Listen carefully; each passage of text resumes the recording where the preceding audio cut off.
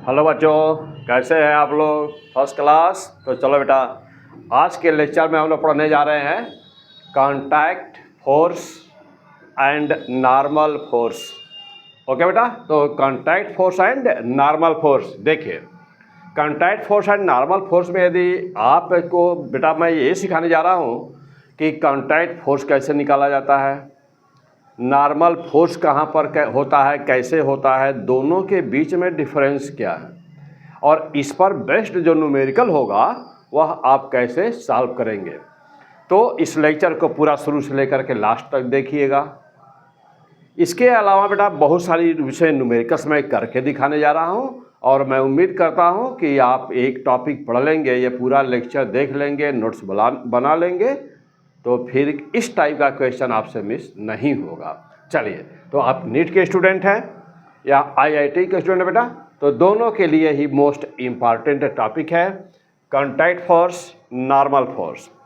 तो यदि हम अभी कहें बेटा आपसे कि कॉन्टैक्ट फोर्स क्या होता है और नॉर्मल फोर्स क्या होता है, what is the difference between these two, what is the difference between the contact force and normal force, can you answer this?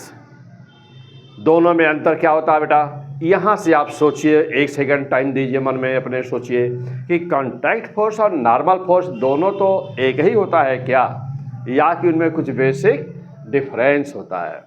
चलिए अब बेटा मैं चलता हूँ, तो देखिए मैं एक्सप्लेन करता हूँ बेटा सारे क्वेश्चंस का answer. Contact force is the action reaction pair.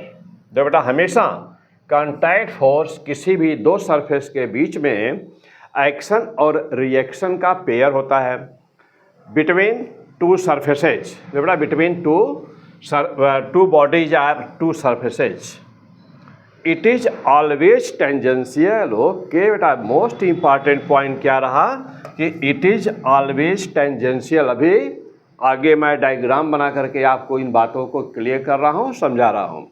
तो ऑलवेज इट इज टेंजेंशियल। और कोई एग्जाम्पल यदि लिया जाए बेटा, तो आप कह सकते हैं कि friction force is the best example, friction force is the best example of the contact force. बेटा ये हमेशा ना, तो जानते हो बेटा कि यह जो फ्रिक्शन फोर्स होता है वह हमेशा ही जो सरफेस ऑफ कॉन्टैक्ट होता है उसके पैरेलल होता है।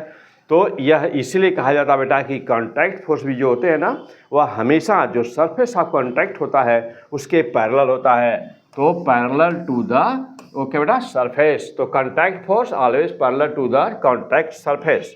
अब आगे देखिए बेटा अगला पॉइंट, जबकि reaction force which is the perpendicular. अब ध्यान दे बेटा, यहाँ पे टेंजेंशियल था, तो जब टेंजेंशियल होता है तो आप कहते हो उसको कॉन्टैक्ट फोर्स, लेकिन जब वह परपेंडिकुलर होता है यानी कि रिएक्शन एक्शन रिएक्शन पेयर जब होता है, यानी कि रिएक्शन फोर्स विच, ध्यान देना बेटा, reaction force which is perpendicular to the contact force, contact force या कॉन्टैक्ट सरफेस कह सकते बेटा, यहाँ पे कॉन्टैक्ट सरफेस बेटर रहेगा।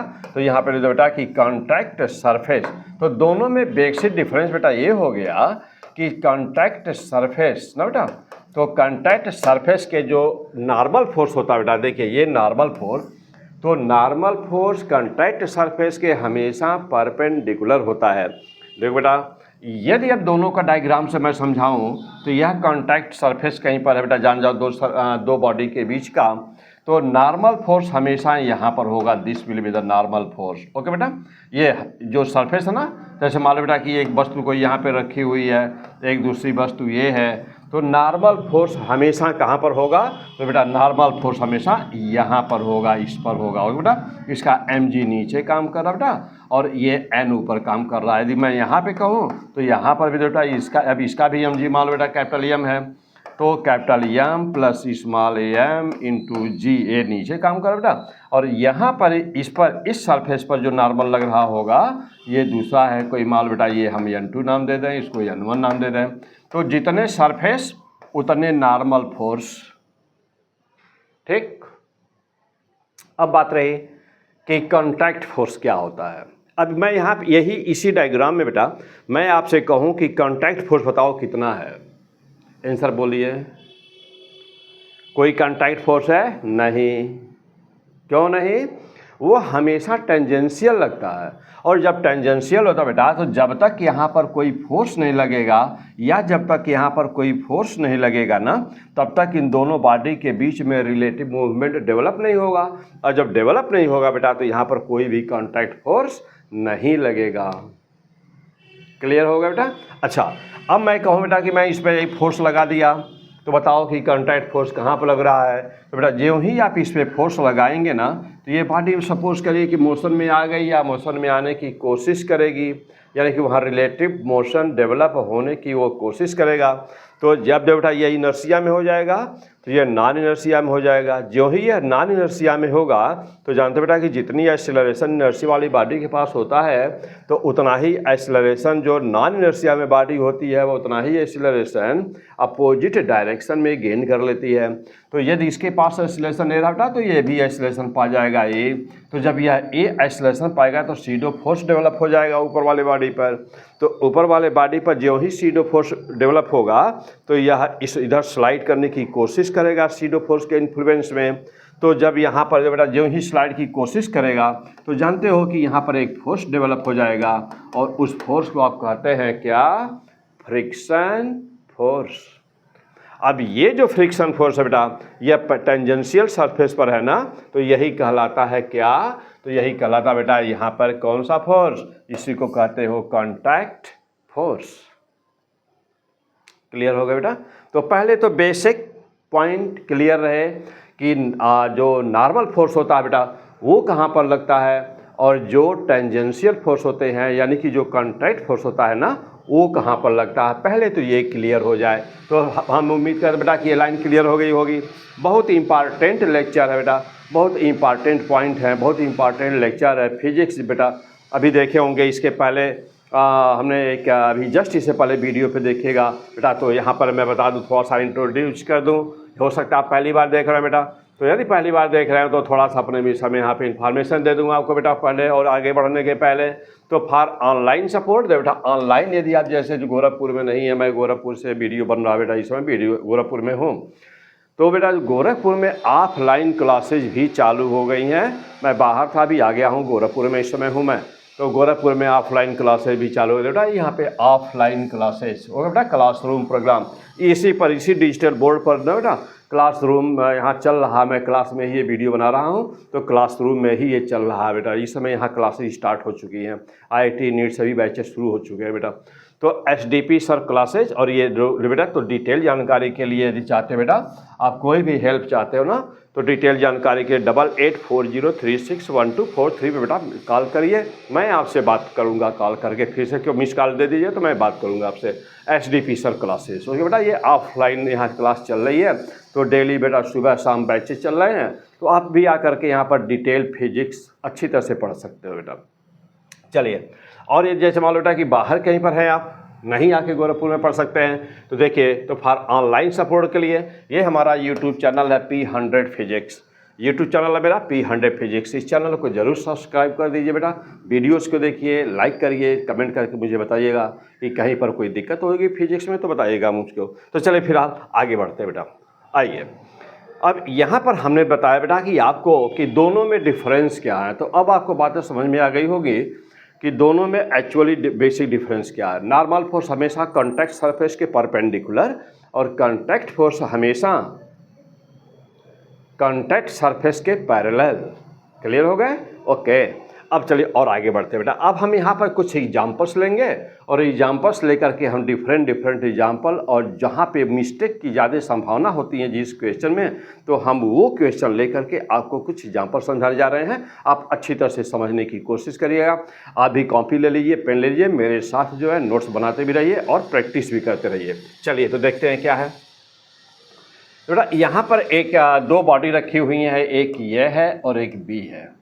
ओके, तो P100 फिजिक्स बेटा, मैं SDP sir, P100 physics SDP sir. तो बेटा हमेशा के लिए मैं जाना चाहता हूँ कि जीरो से स्टार्ट करता हूँ बेटा, और आपको पहुँचाता हूँ उस लेवल पर जहाँ आगे जाने की, उससे आगे जाने की मतलब कोई आपको ज़रूरत नहीं है, क्योंकि आपका अल्टीमेट उद्देश्य बेटा या नीट में होंगे या तो IIT में होंगे। फाउंडेशन में है तो बहुत अच्छी बात है, इस वीडियो को आप देख रहे हैं बेटा, बहुत लकी हैं, आपको अभी अच्छे पढ़ रहे हैं।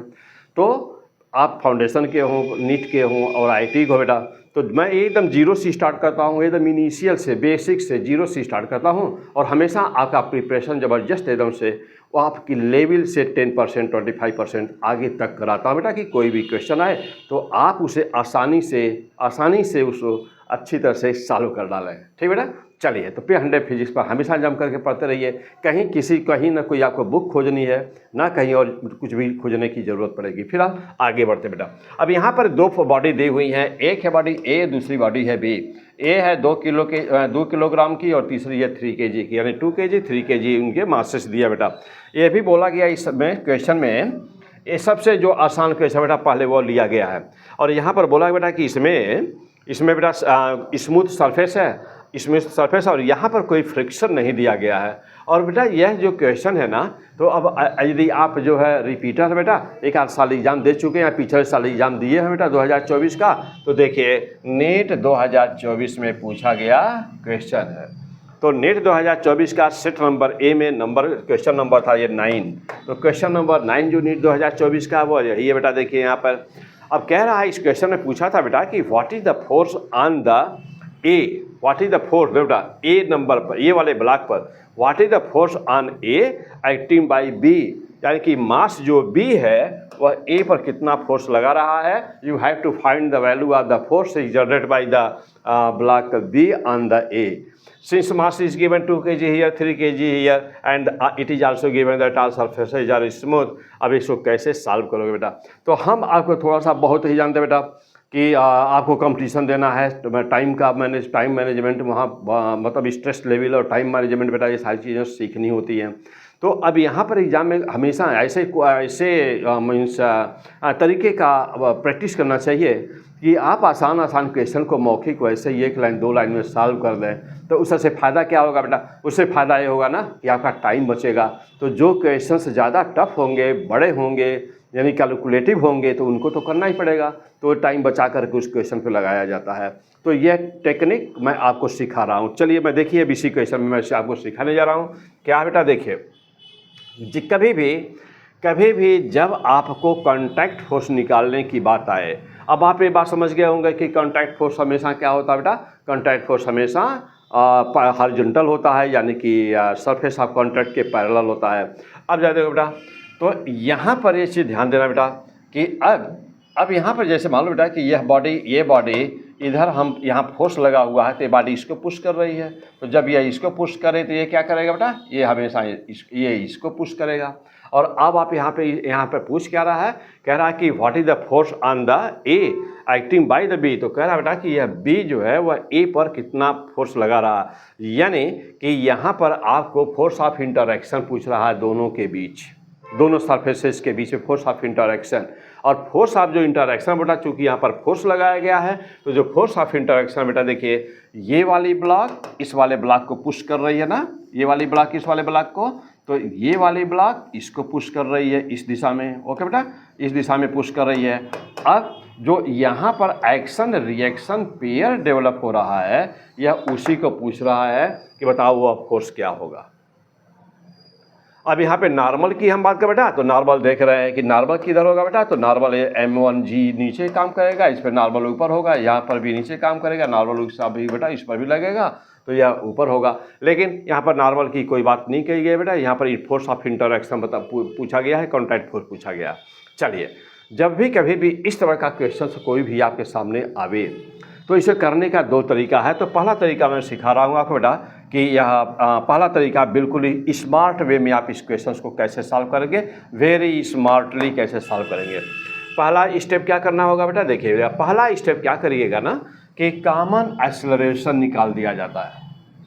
क्योंकि सरफेस स्मूथ है बेटा, तो जब भी सरफेस स्मूथ रहता है तो अब चाहे 2 ब्लॉक हो चाहे 3 ब्लॉक हो, तो यहाँ पर क्या करेगा भैया? आगे एग्जाम्पल लेंगे बेटा, यहाँ पर 3 ब्लॉक जोड़ दिया जाएगा, तब कैसे सॉल्व करेंगे? तो देखिए, तो ऐसा चाहे वह 2 ब्लॉक रहे बेटा, चाहे वो 3 ब्लॉक रहे, आप इस क्वेश्चन के आंसर को स्मार्टली आप देखते ही 1 लाइन में दे सकते हैं बेटा। कैसे? उस प्रोसेस को समझिएगा।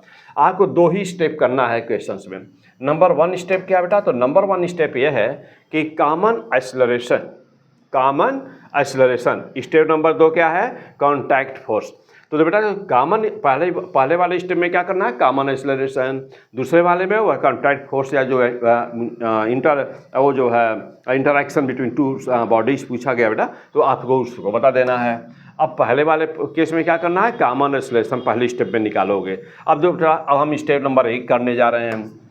अब कह रहा है कि कॉमन एक्सेलरेशन निकालोगे कैसे, तो बस कॉपी में एक लाइन को नोट करिए बेटा यहाँ पर कि कॉमन एक्सेलरेशन निकालने के लिए क्या करिएगा ना, हमेशा कॉमन एक्सेलरेशन निकालने के लिए क्या करिएगा, a equal to common acceleration equal to net force upon total mass कर दीजिएगा, net force upon total mass. अब कहेंगे कि सर नेट फोर्स किस डायरेक्शन में निकालेंगे बेटा, तो हाँ, तो मोशन किस डायरेक्शन में हो रहा है, हॉरिजॉन्टल डायरेक्शन में। तो हॉरिजॉन्टल डायरेक्शन में जितने भी होंगे बेटा, देखिए नेट फोर्स किधर निकालिएगा, हॉरिजॉन्टल डायरेक्शन में बेटा, हॉरिजॉन्टल।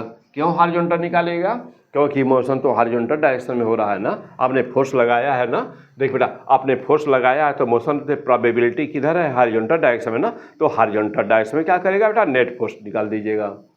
चूँकि यहाँ फ्रिक्शन है नहीं तो एक ही फोर्स लगा हुआ है, एक ही फोर्स लगा है। कौन सा फोर्स है बेटा, देखिए तो हॉरिजॉन्टल में केवल दिया है कितना, 10 न्यूटन। देखो बेटा तो यह 10 न्यूटन का एक ही फोर्स लगा हुआ है यहाँ पर, देखिए 10 न्यूटन का एक फोर्स मात्र लगा हुआ है, और कुछ करना ही नहीं है आपको। स्टेप 2 में क्या करिएगा, कॉन्टैक्ट फोर्स की वैल्यू निकाल दीजिएगा। कैसे निकालना बेटा, जब कॉमन एक्सेलरेशन निकल आएगा ना तो क्या करिएगा, देखो बेटा यहाँ कॉमन एक्सेलरेशन इनटू रिएक्शनल मास। अब ध्यान देना बेटा, कॉमन एक्सेलरेशन इनटू रिएक्शनल मास। अब जा देखिएगा, अब यहाँ एक शब्द में समझा दूँ। देखो बेटा ये जैसे मान लीजिए कि एक ब्लॉक है M1, एक दूसरा कोई ब्लॉक यहाँ पर लिया गया है M2। ओके, एक और ले लेता हूँ, यहाँ पर मान लो बेटा ये ब्लॉक लिया गया है M3 और हम इस पे फोर्स लगा रहे हैं F। तो मैं कहूँ कि कॉमन एक्सेलरेशन का मान कितना है, बस बहुत ही आसान है बेटा।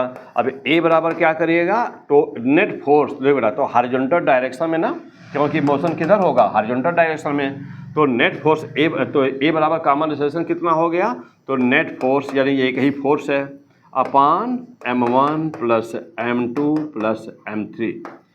तो A की वैल्यू कितनी हो गई, F अपान M1 plus M2 plus M3। तो बस सीधा सा A का मान निकाल दिया। अब देखिएगा, अब रही बात कॉन्टैक्ट फोर्स की, तो यहाँ पर कितने सरफेसेस इस कॉन्टैक्ट के दिख रहे हैं बेटा, 2। तो यह तो एक तो ये हो गया और एक तो ये हो गया, 2 सरफेस है ना।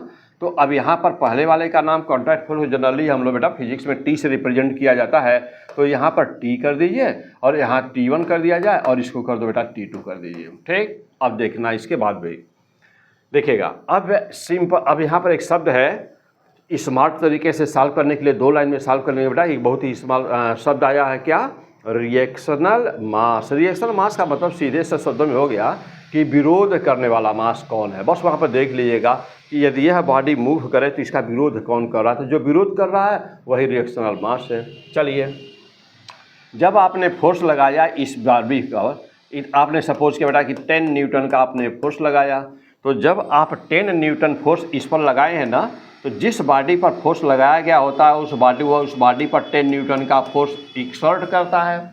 इस पर 10 न्यूटन का फोर्स होता है, तो 10 न्यूटन का फोर्स जो आपने इस पर लगाया हुआ बेटा, तो यह बॉडी जो इसको 10 न्यूटन से ही तो पुश कर रही है ना।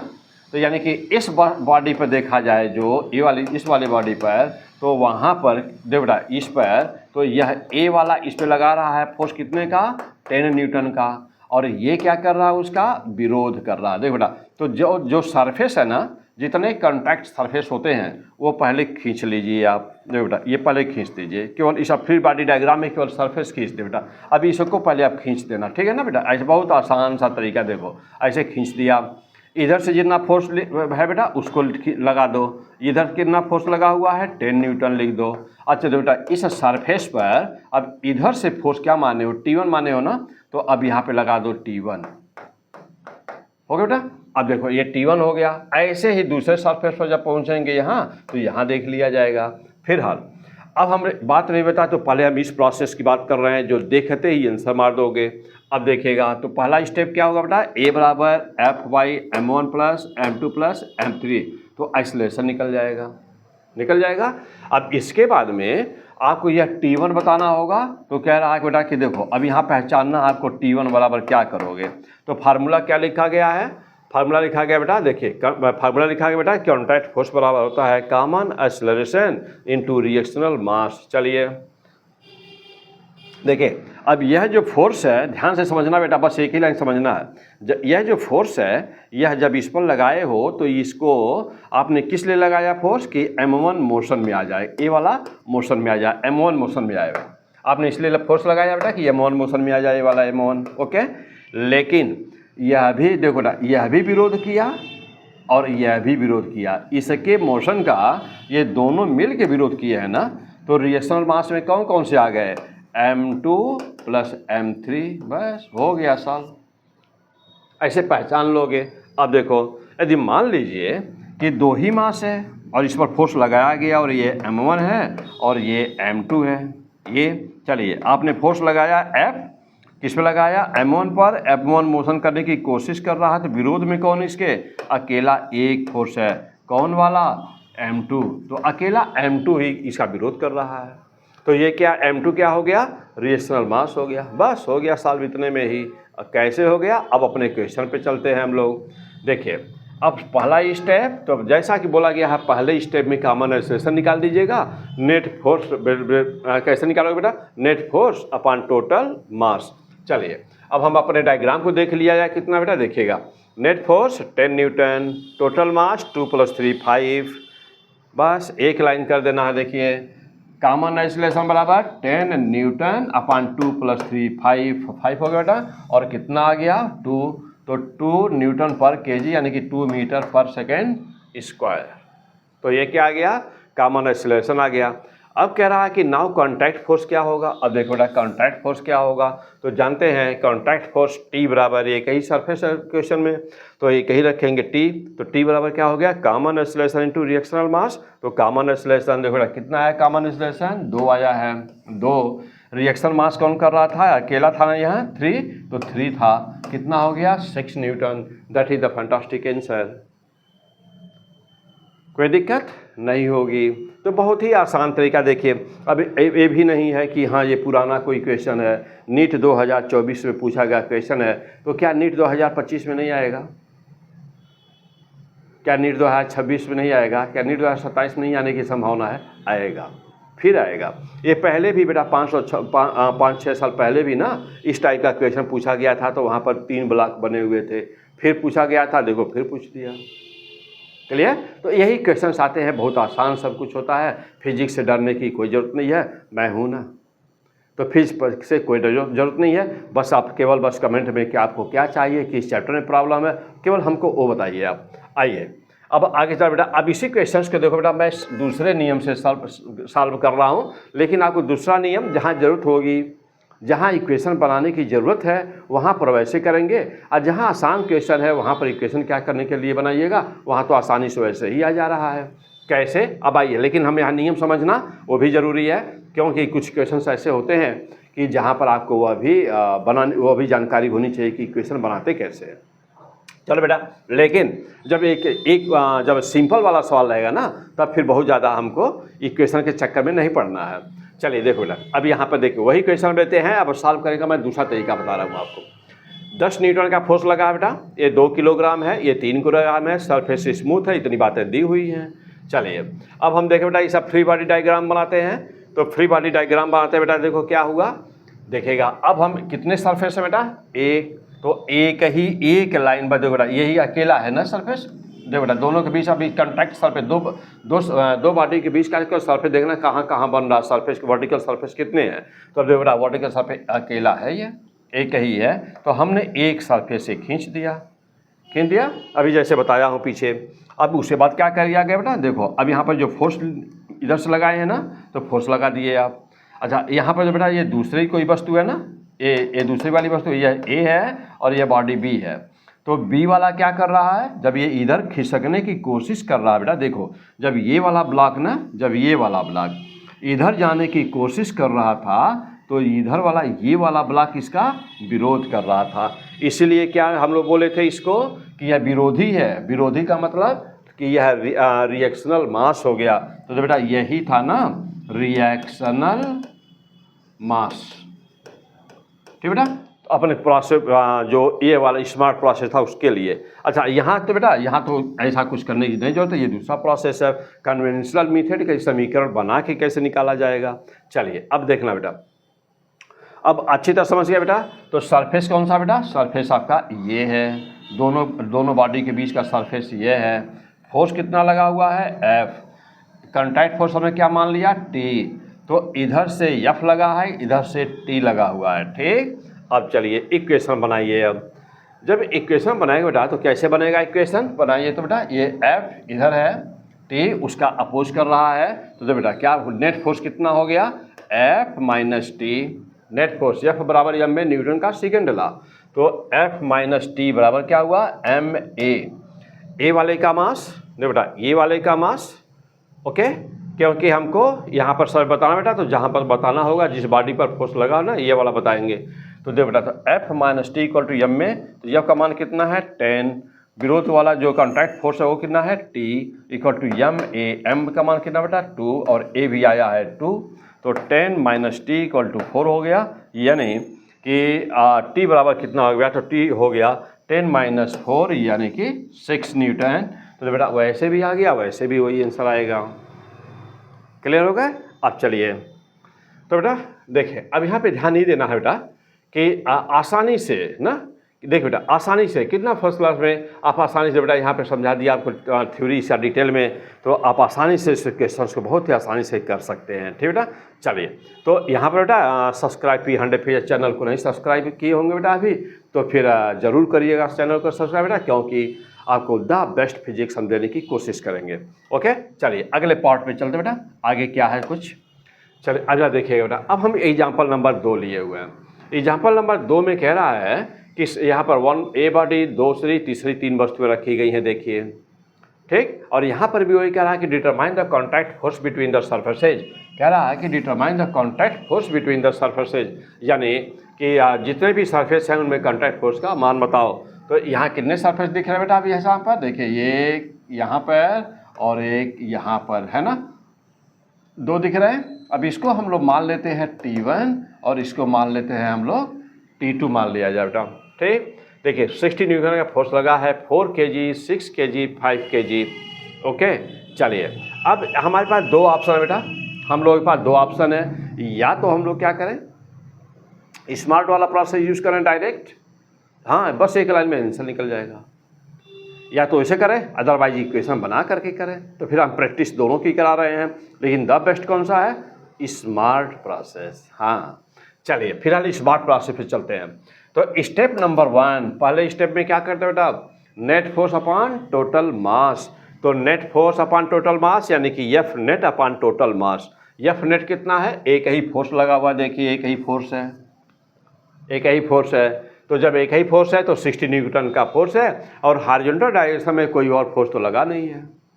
अब कहेंगे मन में सोचें बेटा कि ये mg वगैरह क्या क्या करेंगे, तो बेटा हॉरिजॉन्टल डायरेक्शन में मोशन हो रहा है ना, तो खाली हॉरिजॉन्टल डायरेक्शन की बात की जाती है, और वर्टिकल डायरेक्शन में मोशन नहीं हो रहा ना बेटा, तो वर्टिकल में कुछ नहीं देखोगे। और यदि बॉडी वर्टिकल डायरेक्शन में भी आगे एग्जाम्पल आएगा बेटा लिया हूँ, तो जब बॉडी वर्टिकल डायरेक्शन में मोशन कर रही होगी तो हॉरिजॉन्टल डायरेक्शन के फोर्स को कंसीडर नहीं करोगे, यानी कि जिस डायरेक्शन में बॉडी मोशन कर रही होती है ना, तो उसी डायरेक्शन में केवल देखा जाता है। ठीक, क्लियर हो गए। ओके, चलो अब जा देखना। तो A equal to F net upon total mass, तो एफ नेट कितना है 60 न्यूटन, तो 60 4 प्लस 6 प्लस 5, 4 प्लस 6 प्लस 5, तो कितना हो गया बेटा 60 प्लस 15 हो जाएगा, और 15 यानी कि 4 metre per second square. Therefore the isolation of this question is 4 metre per second square. अब आगे क्या करोगे, स्टेप पहला तो पूरा हो गया। अब चलते हैं बेटा स्टेप नंबर 2 पर। स्टेप 2 क्या कहता है कि कॉन्टैक्ट फोर्स T1, इस सरफेस का माना है हम लोगों ने T1, और यहाँ पे नाम दे दिया है हम लोगों ने क्या T2। तो T1 बराबर कॉमन एक्सेलरेशन इंटू रिएक्शनल मास, तो कॉमन एक्सेलरेशन 4 आया है ऊपर, रिएक्शनल मास कितना, तो देखो बेटा अब जब यह मोशन में जाने की कोशिश कर रहा है तो विरोध कितने लोग मिल के कर रहे हैं, देखो बेटा यह भी विरोध कर रहा है और यह भी, दोनों मिल के विरोध कर रहे हैं। तो दोनों तो रिएक्शनल मास यानी कि विरोध करने वाले जो मास है वो बस यहाँ पुट कर देना है। तो 4 × 6 + 5 11 × 4 क्या हो गया 44 Newton. That is the answer. Means कि बिना पेन उठाए मार दोगे निशान। नीट 2024 में केवल 2 ही मास पूछा हुआ है और देखो बेटा कितना आसान, 3 दिया हो 4 दिया हो, कुछ होता ही नहीं, बहुत आसान है। आइए अब देखो बेटा T2 बराबर देख लो बेटा कितना है। तो T2 बराबर फिर वही फार्मूला एक ही है हमेशा, चाहे T1 निकालो बेटा चाहे T2 निकालो, फार्मूला एक ही है, कॉमन एक्सीलरेशन इनटू रिएक्शनल मास। देखो अब T2 बराबर क्या हुआ 4 × 5। क्यों? देखो बेटा जब यह मोशन करने जा रहा था तो यह अकेले विरोध कर रहा था, तो अकेला ही मास है। तो 4 देखो बेटा 4 × 5 कितना हो गया 20 न्यूटन। तुरंत फटाफट एक लाइन में आंसर। अब आ जाओ, अब चलो बेटा अब दूसरा नियम से चलते हैं, हम आपको इसी को बता दें वो भी। हालांकि इसको जब आप इतना स्मार्ट प्रोसेस मालूम है ना तो फिर इसको क्या मतलब इसको तो करना नहीं है, लेकिन समझना अदर क्वेश्चंस के लिए समझना जरूरी है। तो चलिए फ्री बॉडी डायग्राम ये बेटा बना लिया। चलिए अब जा देखना, ये हम पहले वाले मास को ले लिया जिस पे हमने फोर्स लगाया था, पहले वाले मास को आप ले लिया और पहला वाला सरफेस पर क्या सिखाया बेटा यही ना कि जितनी वस्तुएं जितनी सरफेसेस रहें उनका फ्री बॉडी डायग्राम बना देना। तो जो पहला सरफेस है आप फ्री बॉडी डायग्राम बना दो। आपने इस देखो बेटा अब इधर इस फ्री बॉडी डायग्राम में एक वस्तु इधर होगी और दूसरी जो होगी बेटा वो इधर होगी। तो जब इस पर फोर्स लगाए हो 60 न्यूटन, ये वाला क्या कर रहा है इसका अपोज कर रहा है, तो इसको क्या माने हो T1 हो गया। चलिए अब जब बनाओ तो बेटा इक्वेशन बनाओ, तो F बराबर m का इक्वेशन बनाइए। तो देखो बेटा फोर्स लगा रहे हो F, इधर से आइए विरोध कर रहा है, तो नेट फोर्स कितना हो गया 60 - T1। 60 का डायरेक्शन ये है, T1 का डायरेक्शन ये है, तो नेट फोर्स कितना हुआ 60 - T1। तो बेटा 60 इधर से लगा है और इधर से T1 है, तो 60 और ये T1 तो 60 - T1, तो 60 - T1 बराबर क्या m में। क्यों? क्योंकि F बराबर m में, F हमेशा नेट फोर्स होता है, तो 60 - T1 बराबर m में हो गया। बहुत आसान। चलो अब यहाँ वैल्यू आप पुट करिए बेटा, तो अब यहाँ 60 रख दिया माइनस ma, तो m1 कितना बेटा यही m1 है, यह a वाला है, तो यानी जो पहले है तो m1 × a कर बेटा। m1 का मान कितना बेटा 4 है और a का मान कितना है 4 आया है, तो T1 बराबर कितना हो गया, तो T1 बराबर 60 तो है ही बेटा, इनमें से 16 माइनस कर दो। तो जब 16 माइनस कर दीजिएगा तो कितना आ जाएगा, तो आ जाएगा यह 44 है बेटा, तो आ जाएगा 44, तो 44 न्यूटन, यानी कि T1 की वैल्यू आ गई 44 न्यूटन। अच्छा और हम लोगों का बस देखो बेटा यहाँ कुछ भी नहीं किए थे, आप देख रहे ना यहाँ पर कुछ भी नहीं किए थे, वैसे आ गया था 44। तो दोनों प्रोसेस आपके सामने है। अब चलिए अब T2 जैसा निकाल के देखा जाए बेटा। अब T2 निकालते देखते हैं बेटा। अब देखो बेटा तो यह T1 था, अब यहाँ T2 कहाँ पर देखेगा। अब ये जो T1 फोर्स लगा बेटा, तो अब यह इधर जाने की कोशिश कर रहा ना, तो अब T2 वाला ये वाला ब्लॉक इसको पुश कर रहा है। अब हम इस सरफेस के लिए आप इक्वेशन बना दो बेटा अपना, इस सरफेस के लिए बनाओगे। चलिए बनाइए। अब इधर से देखिए बेटा ये सरफेस है, इधर से फोर्स लगा है कौन T1, ये क्या कर रहा है इधर से कौन सा फोर्स लगा हुआ है T2। देखो बेटा बहुत ही आसान, देखिए T1 - T2 बराबर क्या m, जो एक कौन वाला मास है बेटा ये है B वाला। देखिए तो यहाँ पे लगा हुआ है क्या T1 - T2 = mb × a। अब देखो बेटा T1 की वैल्यू तो ऑलरेडी हम लोग निकाल चुके हैं ना, T1 की वैल्यू हम लोग निकाल चुके हैं, तो 44 और -T2 बेटा -T2 और बराबर कितना हो गया 6 × 4।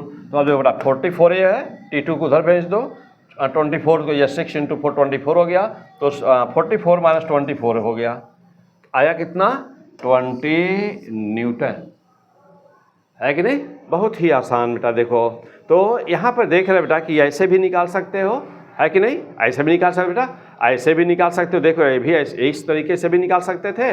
और आप ना बेटा एग्जाम में वहाँ पर ये नहीं दिखाना है कि हमको बड़ा लंबा लंबा सॉल्व करने आता है, क्योंकि उद्देश्य क्या है, उद्देश्य है अपना आंसर पर सटीक निशान लगे और कम से कम समय में लगे। ओके बेटा, तो कम से कम समय में लगे निशान, इसके लिए क्या करना है स्मार्ट भी यूज करना है। ओके बेटा, देखिए तो आपका बेटा सिलेक्शन लेना है, ना सिलेक्शन लेना है और बैठ करके वहाँ पे बकलोली नहीं करना है। देखो बेटा, हाँ बकलोली देखो बेटा नहीं करना है, तो इस एकदम बेटा तो क्या करना है, यस बिल्कुल बेटा, स्टडी स्मार्टली कहाँ पर, P100 फिजिक्स पर। तो फर्स्ट क्लास बेटा, तो दोनों प्रोसेस देखिए आपके सामने हैं, लेकिन हमको वहाँ पर क्या करना है, तो हमको वहाँ पर स्मार्ट प्रोसेस को यूज़ करना है। यह नहीं कि लंबा, अब जैसे कहीं पर भी हर चैप्टर में बहुत सारे ऐसे टेक्निक्स हैं कि जो आपको सीखना, तो आप कहते हैं तैयारी कर रहे हैं, तैयारी का यही मतलब होता है कि हम कितना स्मार्ट वे से क्वेश्चन को सॉल्व करने का तरीका सीखे हुए हैं। ओके बेटा, चलिए आ जाइए। तो फिर और आगे बढ़ते हैं, तो अगले क्वेश्चन पे चलते बेटा, देखते हैं हम लोग आगे क्या दिया हुआ है। चले अब हम अगले क्वेश्चन पे चले बेटा, तो ये है एग्जाम्पल नंबर 3 पे आते हैं। तो बेटा इस क्वेश्चन में कह रहा है कि एक मास दिया है M1, एक मास दिया है M2 और हॉरिजॉन्टल डायरेक्शन में, ना हॉरिजॉन्टल डायरेक्शन में कह रहा है कि वस्तु मूव कर रही है और फ्रिक्शन भी है यहाँ पर। जो बेटा यहाँ पर दिखाया गया है कि इसमें फ्रिक्शन भी है सरफेस पर, ये सरफेस रफ है। तो कह रहा है कि जब सरफेस रफ है तो तब जो सरफेस रफ है बेटा, है ना, तो जब सरफेस रफ है तो इनडायरेक्टली सीधे मतलब हो गया कि अब फ्रिक्शन दिया हुआ है। अच्छा, अब यहाँ पे कह रहा है कि friction between two blocks and surfaces. जो बेटा कह रहा है कि दोनों ब्लॉक के बीच का जो फ्रिक्शन है यहाँ म्यू है, और ये भी इन दोनों के इसके ब्लॉक और सरफेस के बीच का भी फ्रिक्शन म्यू है। मीन्स कि यहाँ भी फ्रिक्शन म्यू है और यहाँ भी फ्रिक्शन म्यू है बोला गया है।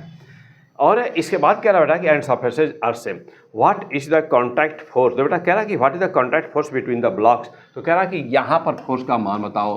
तो बहुत ही आसान, देख बेटा कि फ्रिक्शन फोर्स हमेशा हॉरिजॉन्टल डायरेक्शन में होता है ना, फ्रिक्शन फोर्स कॉन्टैक्ट फोर्स है ना, तो हमेशा horizontal direction parallel to the surface होता है। तो यहाँ पर वर्टिकल डायरेक्शन में कोई फोर्स लगा नहीं है, तो जब कोई फोर्स लगा ही नहीं होता है बेटा, तो जानते हो कि यदि अप्लाइड फोर्स न लगा हुआ हो, अलग फोर्स न हो, यदि फोर्स न लगा हुआ हो ना, तो फिर क्या होता है, वहाँ पर कॉन्टैक्ट फोर्स जीरो होता है। अब यहाँ पे कह रहा है कॉन्टैक्ट फोर्स, तो देखो बेटा अब ये ब्लॉक एक्सीलरेट कर रहा है, कह रहा है कि ये ब्लॉक एक्सीलरेट कर रहा है। ध्यान दीजिएगा इस क्वेश्चन पे, थोड़ा टेक्निकल क्वेश्चन समझना पड़ेगा। तो बेटा तो अब यहाँ पर ये एक्सीलरेशन से एक्सीलरेट कर रहा है ये इधर। अब क्या कह रहा है बेटा कि no any force in horizontal direction, यानी कि हॉरिजॉन्टल डायरेक्शन में एक्सीलरेशन है उसके पास में, लेकिन यहाँ पर इस देखो बेटा इस मास पर कोई यहाँ पर कोई फोर्स नहीं लगा हुआ है, यहाँ पर कोई फोर्स नहीं लगा हुआ है बेटा।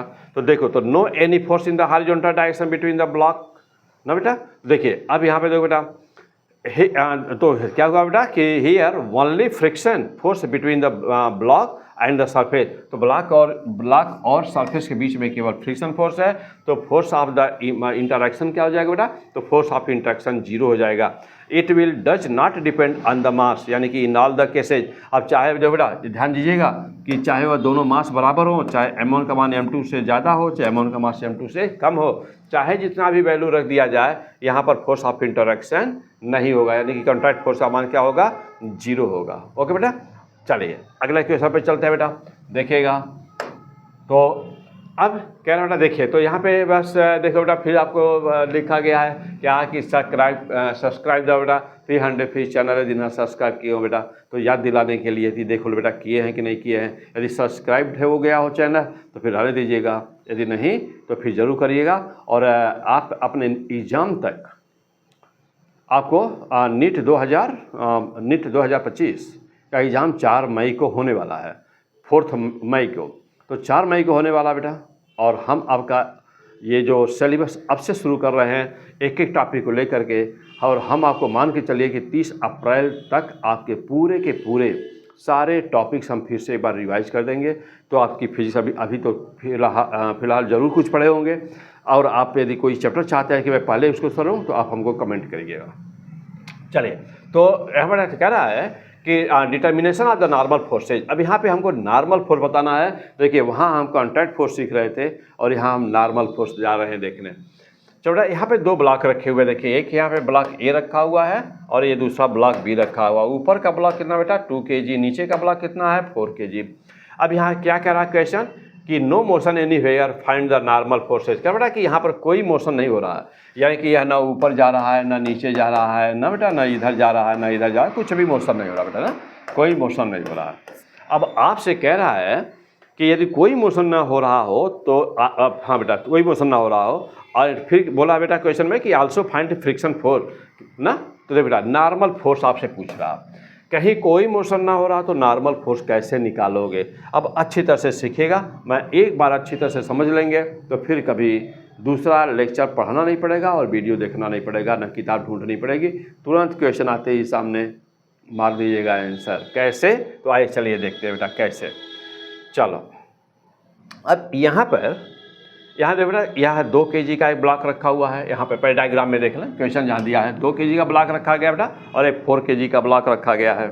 ओके, और वहाँ पर अब आपको देखो बेटा क्या बताना है आपको, तो आपको यहाँ पे बताना है नॉर्मल फोर्स।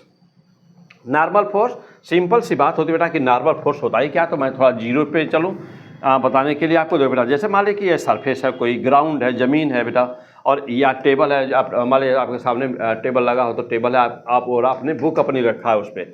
तो देखो बेटा ये टेबल है और आपने अपनी बुक रखा हुआ है इस पर। ओके, चलो बेटा देखो ये टेबल है और आपने अपना बुक रखा हुआ है।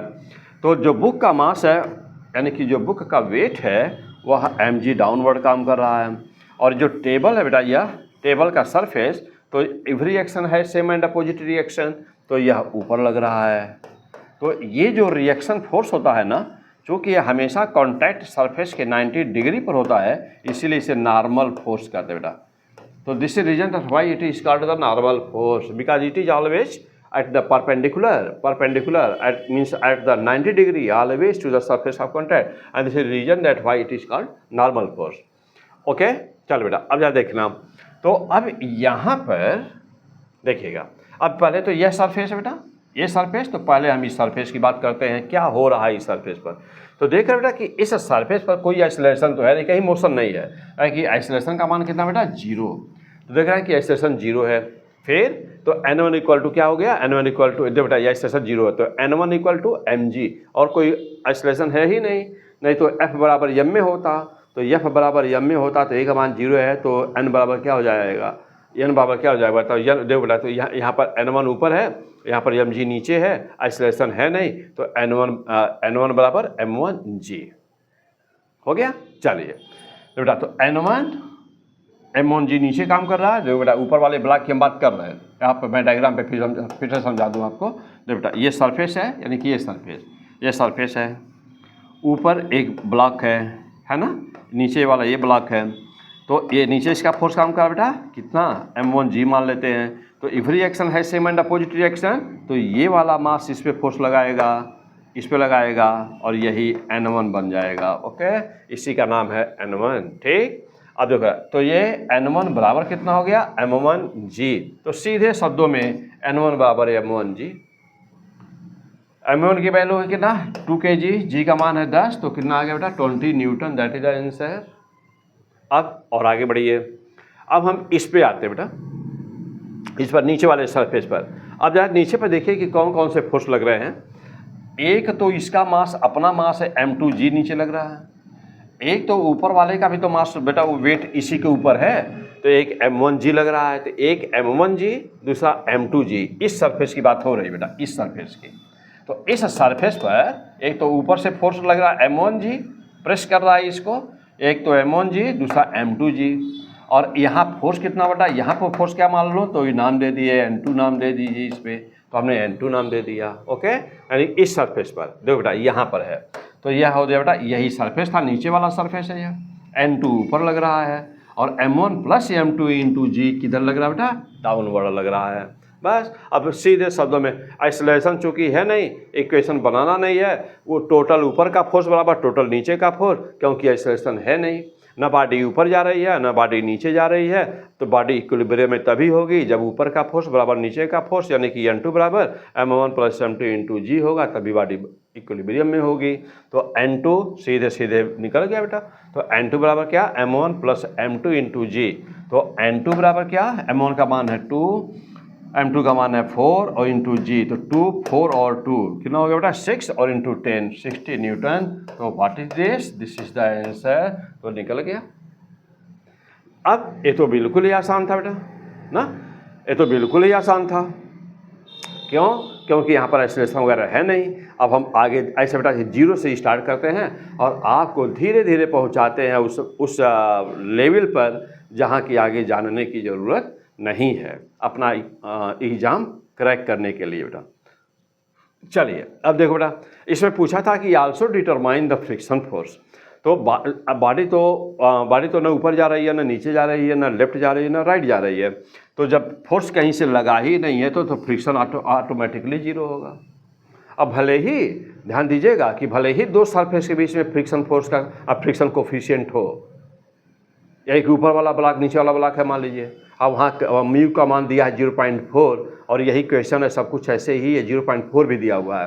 तो क्या यहाँ पर निकालेंगे? कुछ नहीं। तो आप कहेंगे कि फ्रिक्शन फोर्स जीरो होगा, no horizontal force is applied, यानी कि हॉरिजॉन्टल डायरेक्शन में कोई फोर्स ही नहीं लगा तो फ्रिक्शन कहाँ से डेवलप होगा, है बेटा। चलिए, तो फ्रिक्शन नाम का चैप्टर बेटा P100 फिजिक्स पर मैं फ्रिक्शन पे पहले का वीडियो अपलोड किया हूँ। अभी नया फिर से नए कंसेप्ट और नया और भी इस पर डिजिटल बोर्ड पर जो भी बना करके मैं फिर से अभी देने वाला हूँ।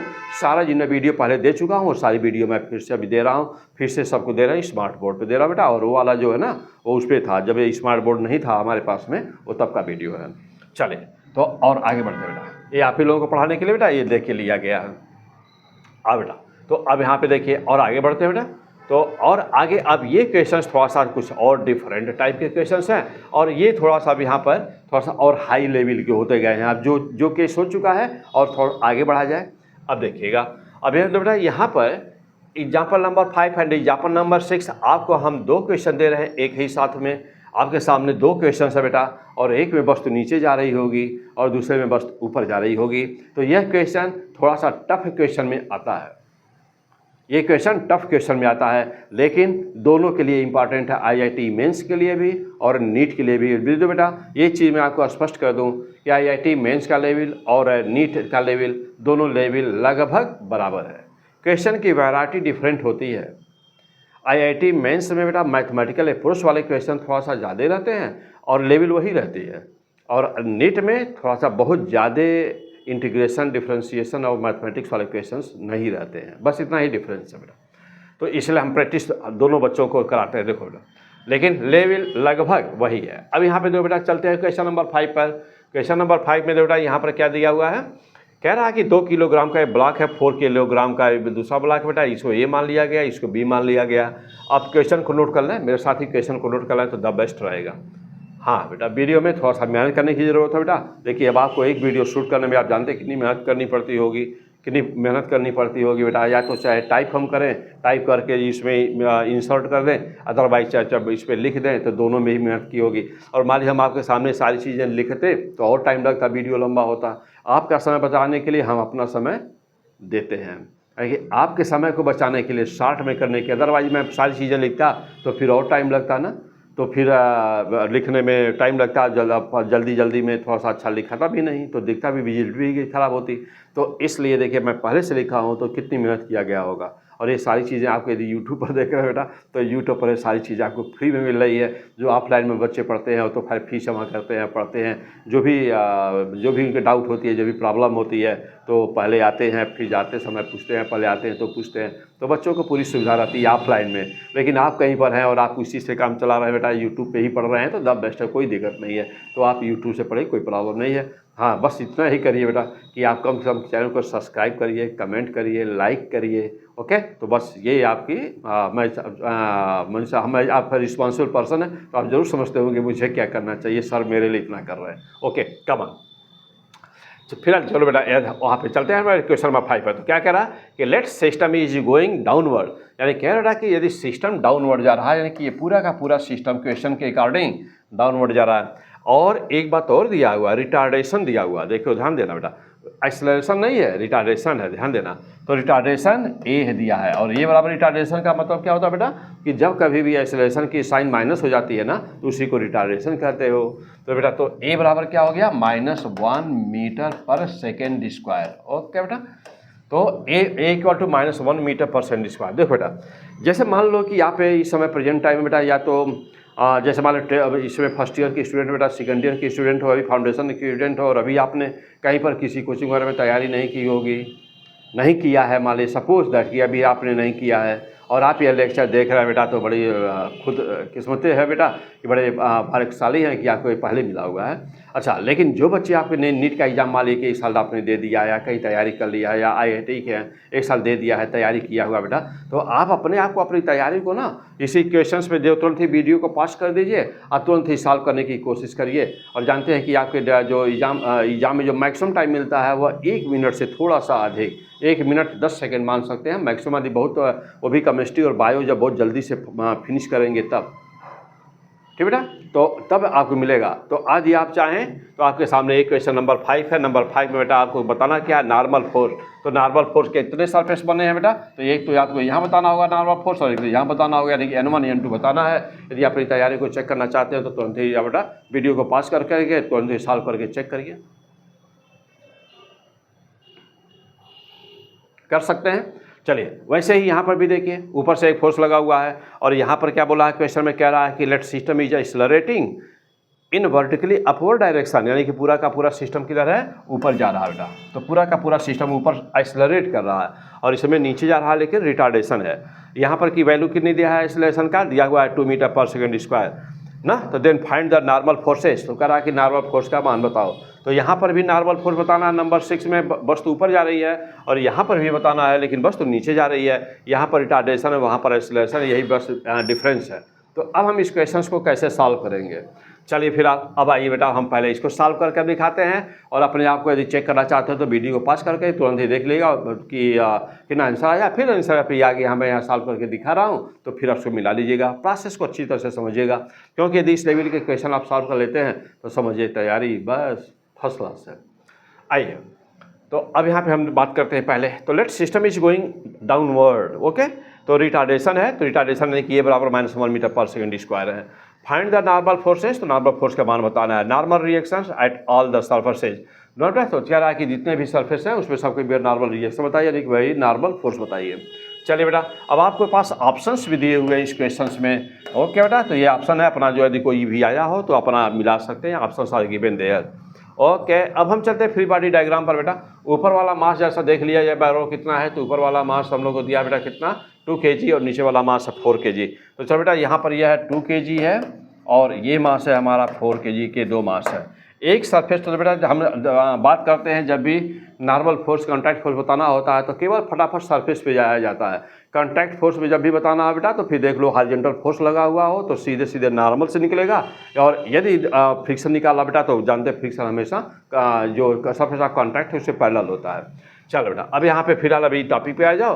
तो देखो बेटा, यह वाला ऊपर वाला सरफेस ले लिया पहले, यानी कि वस्तु पहली ए वाली वस्तु है, ये बी वाली बॉडी है। तो ए वाली जो बॉडी है बेटा देख लो, ए वाली बॉडी है ना, तो ए वाली बॉडी है बेटा, तो देखो तो इस पे ये इसका वेट डाउनवर्ड काम कर रहा M1G, और जब यह नीचे काम करेगा इसको प्रेस करेगा तो ये एक्शन होगा, तो ये क्या होगा, रिएक्शन। तो चूंकि जस्ट सरफेस से परपेंडिकुलर बेटा, तो जानते हो इसी को नॉर्मल कहते हो। तो अब यहाँ पर क्या हो गया, नॉर्मल, यानी N1 बन गया, ठीक। अब देखो बेटा, अब ये दूसरा वाला सरफेस है, ठीक। ये देखो बेटा दूसरा सरफेस है, दूसरे सरफेस पर बेटा दूसरे सरफेस क्या हो रहा है, दूसरे वाले बॉडी पर ना देख रहे बेटा कि M1G नीचे काम कर रहा है ना। अच्छा, यहाँ पर भी क्या काम कर रहा है बेटा, इस पर, तो इस पर बेटा इस पर कौन सा काम, दूसरा वाला मास है, तो यहाँ पर M2G लगा हुआ है, ठीक। अच्छा, और ये कह रहा बेटा कि ये वस्तु जो है नीचे डाउनवर्ड एक्सेलरेट कर रही है। अब जो नेट फोर्स इसका आया होगा N1, यदि हम M1G को हटा दे बेटा यहाँ से, तो जो नेट फोर्स यह लगाया होगा ऊपर, तो उतना ही फोर्स नीचे भी तो लगा होगा N1, क्योंकि एवरी एक्शन है सेम एंड अपोजिट रिएक्शन। तो बेटा तो उतना ही तो नीचे भी लगा होगा ना। अब जा देखना बेटा, अब हम पहले वाले सरफेस को सॉल्व करने जा रहे हैं।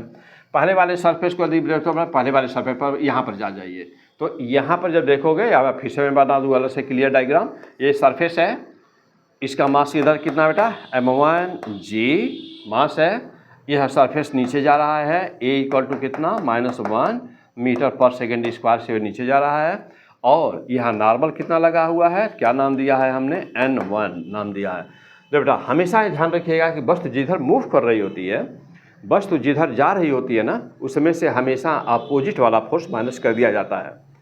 यानी कि हमेशा जब भी आप F = m में लगाओगे बेटा, जब भी आप लगाएगा F = m में, तो हमेशा एफ बराबर एम ए का मतलब होता है एफ नेट फोर्स होता है, एफ बराबर m a, F equal to M a. तो F equal to M a में F is the net force always. तो हमेशा नेट फोर्स, और नेट फोर्स कैसे निकालिएगा बेटा? तो नेट फोर्स बॉडी जिधर मूव कर रही होगी means that force which will be the direction of the motion, which will be the direction of the motion. तो from that the second force will be subtracted from that, यानी कि जिधर body जा रही होगी उसमें से दूसरा वाले फोर्स को माइनस करेंगे। तो बेटा अब बॉडी किधर जा रही थी? नीचे की तरफ। तो हमने पहले कौन लिया? नीचे की तरफ कौन था? m1g।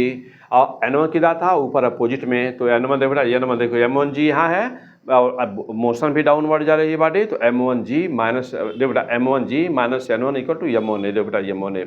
अब m1g माइनस n बराबर कितना है बेटा? देखो तो अब यहाँ पर इसको हम इधर ला दें और इसको उधर कर देते हैं, तो minus m1a equal to n1 लिख सकते हैं आराम से।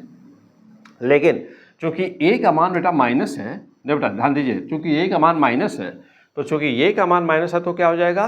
a का मान माइनस है बेटा, तो जब a का मान माइनस है तो a इक्वल टू माइनस, तो n1 बराबर कितना हो गया? यहाँ पर देखो m1g माइनस माइनस करिएगा ना, तो माइनस माइनस करिएगा तो प्लस हो जाएगा ना।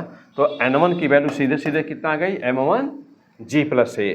तो n1 बराबर कितना बेटा? m1 का मान 2 था तो 2g, g मतलब 10 प्लस 1, तो 10 1 11 इंटू 2, यानी कि कितना बेटा? n1 इक्वल टू 22 newton. Yes, this is the fantastic answer.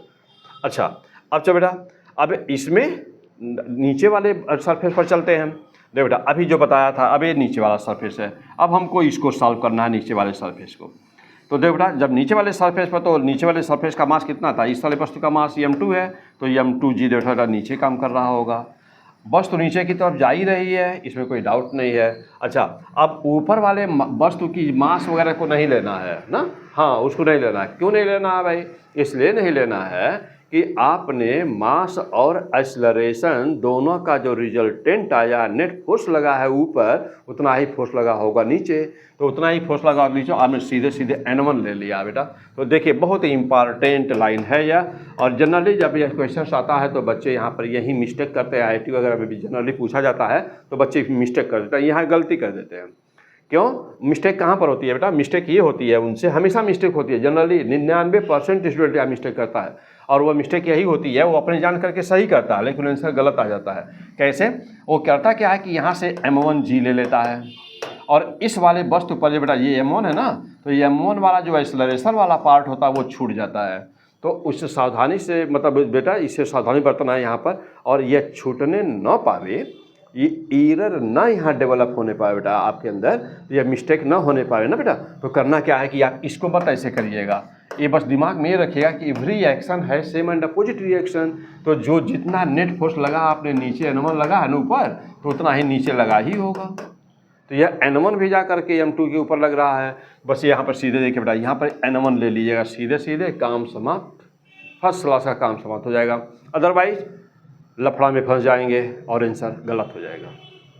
Note कर लीजिए उस पॉइंट को, कैसे करना है कॉपी में नोट कर लीजिए वहाँ पे। तो इसको ऐसे करें तभी आंसर निकाल पाइएगा। अरे तो जान जाएंगे 99% स्टूडेंट कभी भी इस क्वेश्चन का आंसर, बेटा मैं 20-22 साल से पढ़ा रहा हूँ तो मैं देखा हूँ कि कभी भी इस क्वेश्चन का आंसर सही नहीं देते बच्चे, क्योंकि वो छूट जाता है, वो दिखता है नहीं।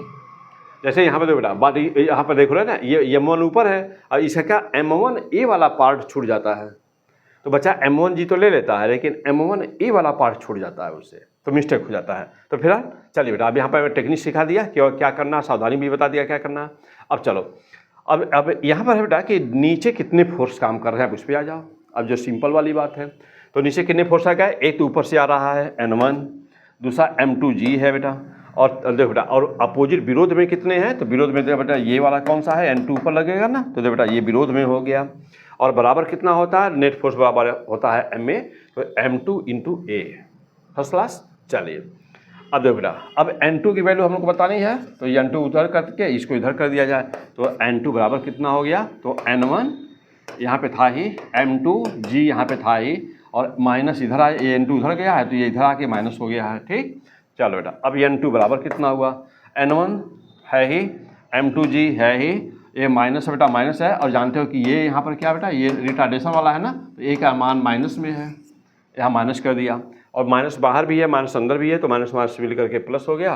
तो n2 बराबर क्या हो गया? n1 plus m2g plus m2a हो गया।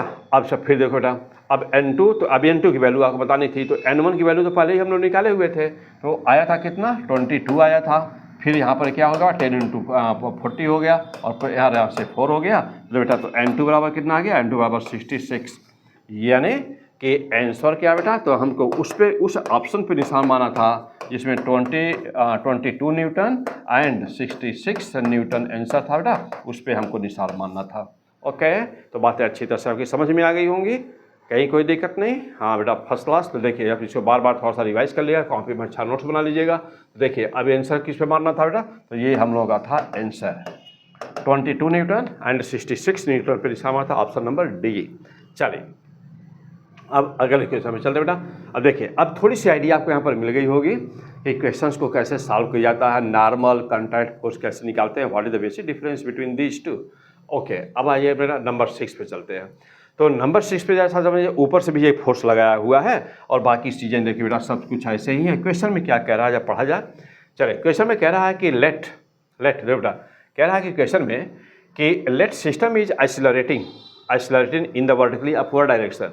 कह रहा बेटा कि सिस्टम ऊपर जा रहा है ना, कह रहा बेटा कि सिस्टम ऊपर जा रहा है, तो let system is accelerating in vertically upward direction ना, accelerating in vertically upward direction क्या विथ एक्सीलरेशन। तो इधर बेटा यहाँ पर कह रहा है कि with acceleration a = 2 metre per second square.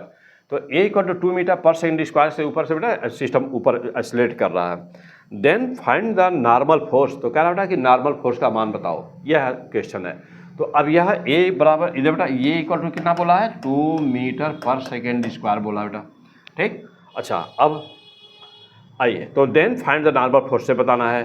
तो देखो बेटा ऊपर के पहले सब बॉडी को ले लिया जाए। देखो बेटा ध्यान से समझ लीजिए, यहाँ पर ना देख रहे हैं ना, ये बॉडी यहाँ पर है या, तो यह वाले सरफेस एक सरफेस हमको ये लेना है, और जो दूसरी बॉडी है बेटा वो ये है, तो एक सरफेस हमको ये लेना है। तो एक ये सरफेस, ये सरफेस लेवल ले लिया जाता है बस। चलिए अब आ जाइए हम लोग चलते हैं फ्री बॉडी डायग्राम पर। तो यह पहली वाली वस्तु है, इसका सरफेस हमने ले लिया बेटा, यहाँ नीचे दूसरी वाली वस्तु होगी, ठीक। तो दूसरे को दिखाने की जरूरत नहीं है, सरफेस लेके बात को समझना है। ऊपर से 10 न्यूटन का फोर्स लगा है, और इस बॉडी का बेटा देखिए m1g फोर्स नीचे लग रहा होगा, और ये इस सरफेस पर जो नॉर्मल रहा बेटा, जो यह बॉडी रिएक्शन कर रही होगी, तो ये जो नॉर्मल जिसको बोलते हैं, तो ये n1 हो गया। यानी कि n1 कहाँ लगा हमारा ऊपर, और नीचे कितने फोर्स लगे 10 न्यूटन और प्लस m1g ये नीचे लगे हुए हैं। और ये बस तो a एक्सीलरेशन से ऊपर जा रही है, 2 मीटर पर सेकंड स्क्वायर के ऊपर जा रही है।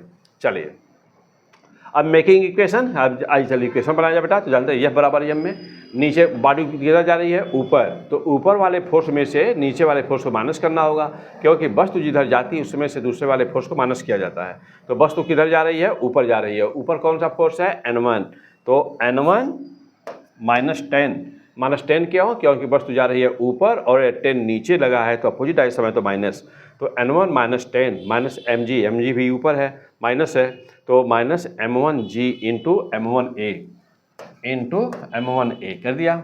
n1 बराबर कितना होगा बेटा, तो n1 बराबर देखो ये उधर गया, तो 10 + m1g + m1a। n1 की वैल्यू पुट किया बेटा, n1 की वैल्यू निकालना है, तो सारी वैल्यू पुट कर दो 10, और यहाँ पर m1 का मान कितना है 1 kg, g का मान है 10, ये कितना है 1 kg, और यहाँ पर कितना बेटा ये 2, सॉल्व कर दो, n1 की वैल्यू कितना 10 + 10 + 2 यानी कि 22 न्यूटन। First class. चलो बेटा बस देखिए इतना ही है। अच्छा अब आ जाइए बेटा दूसरे वाले सरफेस पे चलते हैं।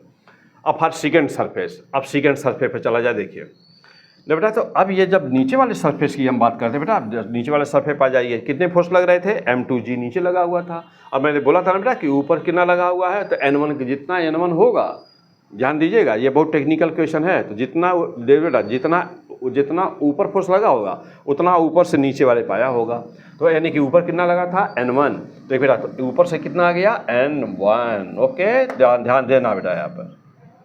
अब यहाँ पर आप देख रहे होंगे बहुत ही फैंटास्टिक तरीका कि यहाँ पर हम लोग m1g आप कहेंगे कि सर नीचे m2 है और उसके ऊपर हमारा m1g रखा हुआ है, तो m1g को इसमें क्यों नहीं जोड़ रहे हैं, दिमाग में आया ना।